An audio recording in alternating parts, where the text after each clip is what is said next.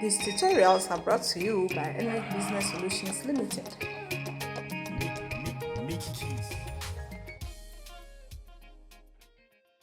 By Ernrit Business Solutions.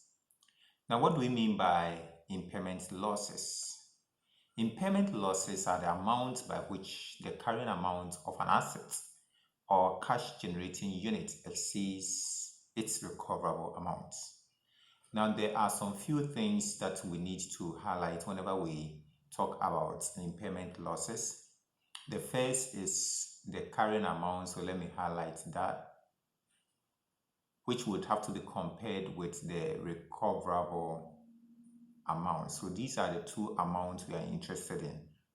As long as the carrying amount of the assets, as long as the carrying amount CA is greater than the recoverable amount RA, there is an impairment loss. So there wouldn't be an impairment loss if recoverable amount is greater than the carrying amount. So we would have to do annual testing of our assets to determine whether there is the possibility of an impairment. And there will be an impairment only when the carrying amount CA is higher than the recoverable amount. Now the question is, what do we mean by the carrying amount? So let's look at the carrying amount of an asset. The carrying amount of an asset is the amount at which an asset is recognized in the balance sheet after deducting accumulated depreciation and accumulated impairment losses. So now let's do some illustration on this. Assuming that we acquire a PP&E item, say motor vehicle. So we acquire motor vehicle some 2 years ago. Okay, so 2 years ago, so we bought it for 1 million cedis.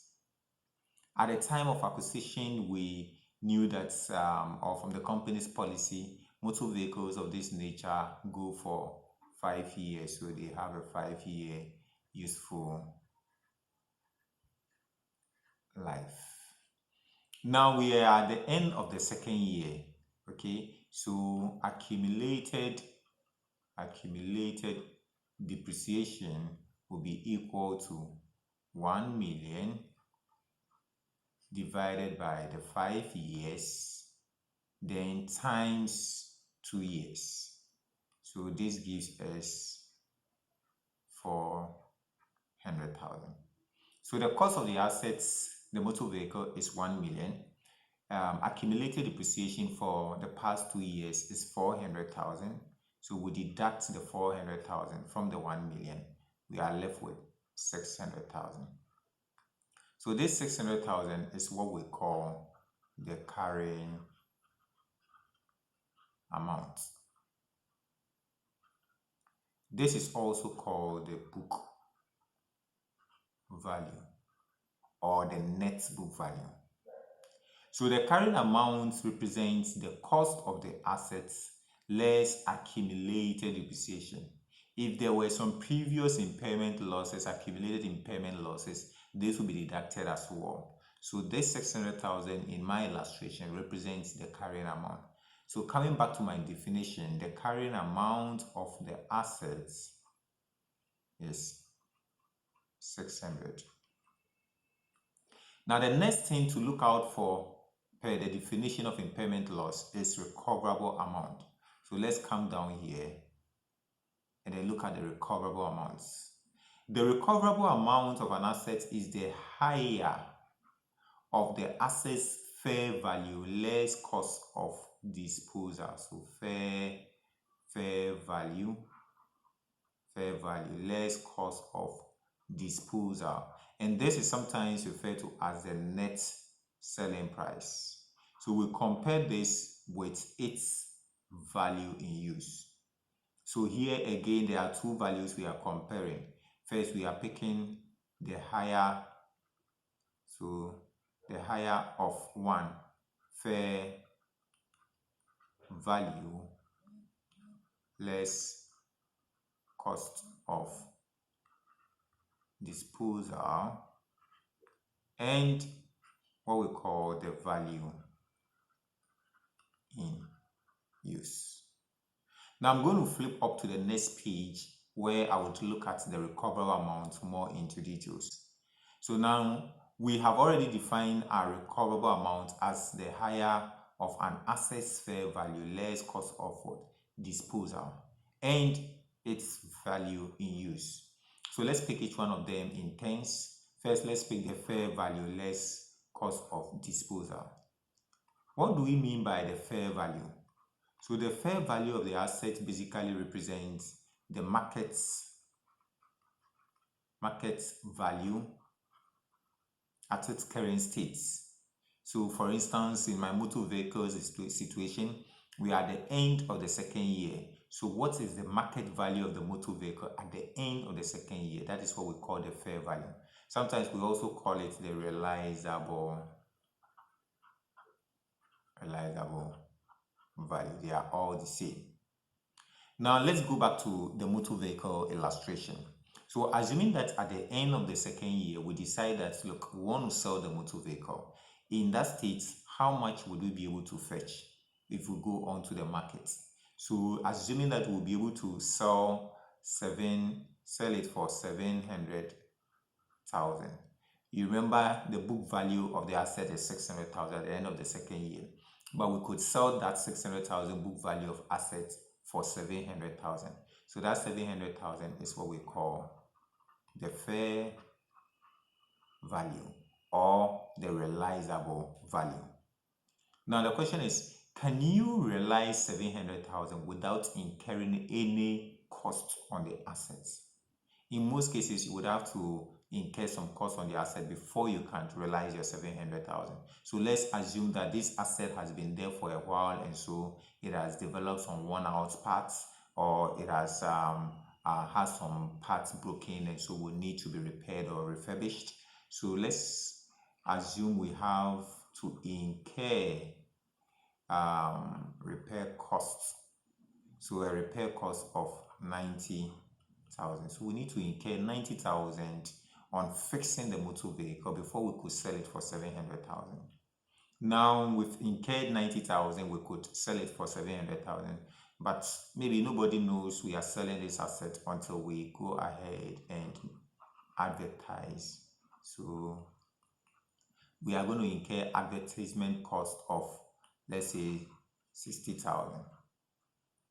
There could be more expenses, but let me keep it simple. So assuming we have only two expenses to be incurred before we can realize our 700,000. So we put the two together and that gives us 150,000. So this 150,000 is what we are calling the cost of disposal. Cost of disposal. So what we do is we take off the cost of disposal from the fair value and we are left with 550,000. So we call this fair value less cost of disposal. This figure is also referred to as the net selling price. Okay, of course, because this is the fair value. So once you deduct your cost of disposal from it, you get a fair value less cost of disposal. So I'm going to put my 550 in my definition of recoverable amounts. The first leg, fair value less cost of disposal, is equal to 550,000. So now I'm left with the second leg of the definition of recoverable amounts, which is the value in use. Basically has to do with, we are interested in the cash flow that will be generated from the assets if we choose to use it. Okay, you know, I have chosen to sell the assets now at the end of the second year and I'm getting a net cash flow or a fair value less cost of disposal of 550,000. What if I choose not to sell it, but instead use it to generate income? How much cash flow am I going to generate, net cash flow am I going to generate each year into the future until the asset is fully depreciated? That is what we mean by the value in use. So for the value in use, we are interested in the future cash flow expected to be generated from the assets, okay, arising from usage, right? Now, assuming this motor vehicle in question, right, if I choose not to sell it, but instead use it to generate income, what kind of income? Maybe I probably will be renting it, so I'm going to generate some rental income. Let's assume that I am going to, or I'm expecting to generate about 250 each year for 3 years. So it means that each year for the next 3 years, I'm going to generate 250. Now, since this 250,000 is going to come in the future, we know from our finance studies that the future values do not have the same value as today, right? So since the 250,000 are going to accrue into the business over a period in the future, we need to find the present value. So we need to find the present value of those future cash flows. So when we are defining value in use, we don't just say future cash flows, but we say let's find the present value of the future cash flows. So the value in use represents the present value of the future cash flows expected to be generated from the assets. Once I'm talking about present value, it means that I'm going to do some discounting. So I need my cost of capital or my discount rate. Let's assume that in our illustration here, the cost of capital is 22% per annum. Then I'm going to use this information to derive the present value of 250,000 receivable each year for 3 years. So a simple present value table or schedule would look like this. So I'll put here my year. This is the cash flow, which are the annual rentals. These are discount factor at the rate of 22%. And then this is the present value. So I have 3 years in my illustration. So year 1, year 2, year 3. So I'll go down to my cash flows, which are giving us 250,000 each year. 250,000. 250,000. Then discount factor.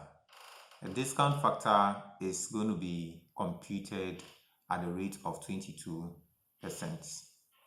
So we have to use our discount factor formula, or you can use the table. We know the discount factor formula is giving us 1 divided by 1 plus r raised to the power n. So in our illustration here, r, which is the discount factor, is giving us 22%, and n represents the periods. So periods, so it is year 1, year 2, year 3 in that order. I've done the computation of the discount factor for each of the years, so I'm going to put them here. You can take time to go through that and then to confirm those figures. So for year 1, 22% discount factor, that is giving me 0.820. Year 2 is 0.672, and year 3 is 0.551. The next thing to be done is to multiply the cash flows by their respective discount factors. So that will give me my present value. So when I multiply 250 by 0.82, that gives me 204,918. Then year 2 is 167,966. So 167,966. Year 3 is 137,677. So 137,677. So I've succeeded in getting the present value for each of the years for the 250,000 discounted at 22%. So 250,000 receivable in year 1 at the end of year 1 is equal to 204,918 now if the rate is 22%. So we're going to put everything together, and that gives us a total of 510,560. So this 510,560 is what we call the value in use. Now that I've been able to derive my value in use, I would come back to my definition and then put that amount here. So the value in use is equal to 510,560. The formula says that the recoverable amount is the higher. So the higher of these two amounts. So when we pick this and we compare it with this, that is the recoverable amount, which is 550, and then the value in use, which is 510,560. We pick the higher of the two. So which of these two amounts is higher? So your guess is as good as mine. It is the 550, and so that is the recoverable amount. So from my simple illustration here, that my recoverable amount is equal to 560,000. We have already derived our carrying amount on the earlier page. So let's go to page 1 where we derive our carrying amount as 600,000. Now we have determined the recoverable amount, which is 550,000. So my impairment loss is the amount by which the carrying amount 600 exceeds the recoverable amount 550. So let's do it here. Carrying amount is equal to 600,000. Recoverable amount is equal to 550,000. So obviously the carrying amount is more than the recoverable amount by 50,000. So in this case, it means that I have an impairment loss of 50,000. Assuming after doing my computation, my recoverable amount was 660,000, which is higher than the carrying amount, then there wouldn't be an impairment loss. But with this illustration, it means we have an impairment loss of 50,000. And so this 50,000 will need to be written off. It's a loss, so it will have to be debited to the profit and loss account. Then it would have to be deducted from the carrying value of the asset as well on the statement of financial position. You remember the carrying value of the asset is 600,000. So since I'm writing off 50,000 as impairment loss, it means my carrying value will be that 600,000 minus the 50,000, which comes down to the recoverable amount of 550,000. So where there are impairment losses, you replace your carrying value of the assets with the recoverable amount and then continue in the subsequent years. What I'm going to do is to pick a question and then go through all the principles that we have gone through and solve it and then see how this fits. But basically, these are the principles when it comes to impairment losses on assets. There are a bit of additional principles we'll be looking at when we come to cash generating unit, calculating the impairment loss on cash generating unit. The basic principles are the same. The only thing is that we would have to look at the nature of cash generating units and then tweak some of the figures a bit just to suit that, So we'll be looking at cash generating units in my next video, but before then we would have to solve a question on this and then see how we fare. But let me mention that these tutorials are provided by Ernrit Business Solutions Limited. It is a company which provides the following services: data entry services for businesses, corporate training in accounting and finance, corporate training in all accounting software like QuickBooks, Sage, Tally, ACPAC, Navision, Ellipse, SAP, and so on. For those companies who do not have an accounting software, we can install our in-house accounting software called Ernrit's Accounts Manager for you. We can even customize it to meet your business requirements.